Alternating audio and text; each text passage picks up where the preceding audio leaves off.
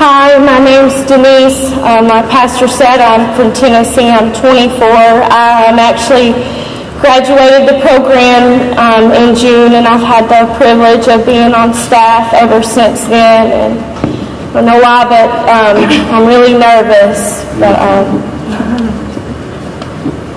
But you know, I used to struggle giving my testimony and would fight with God about it. And God spoke to my heart one day and He said, if you don't share your life and the truth of it, that it won't show the grace that I've poured on your life.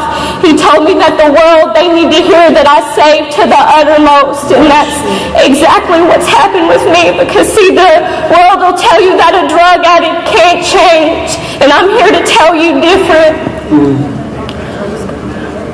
I was raised in a dysfunctional home, drug use, and I was made to go to church on Sunday, but my home life was so different from what was being preached, it left me very confused.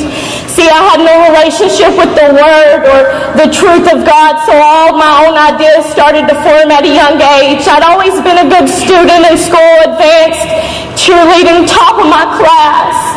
But that pain and that confusion and just that searching for that place that only God could fill, I started searching for it in other places. By middle school, I was a full-blown drug user. I was placed on these medicines for depression and anxiety and diagnosed with all these different disorders and told I would always have these problems, that I'd have to live with them, that there was no hope for me, that I would always be what I was. In all these strongholds and secular counseling, I've been in state's custody, group homes, mental hospitals. I've been in every secular program that there is. See, I've been told that I had this disease, that I'd inherited it, that I would have it the rest of my life, that there was no hope for me, that I would never change.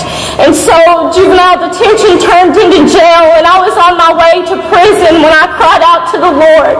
And see, before I was always one to hold on to stuff. I wasn't really ready to surrender. If it wasn't drugs, it was relationships and immorality, stuff the world says okay and it's not. But when I was ready to make a full surrender, God, whatever it takes, if you'll do something with this mess I've made, I will serve you. And see, even though my view of God was so different from the truth, He's seen my heart. And ever since I cried out to Him, I didn't have no relationship with Him or of the Word. The Bible used to be just stories on a page. It didn't make any sense to me.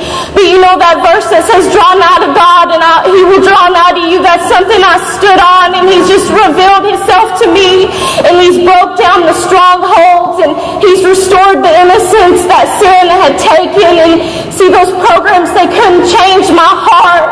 And it's just the power of God and the Word that's transformed my life. I look back on the girl that came in and I don't even know who she is anymore.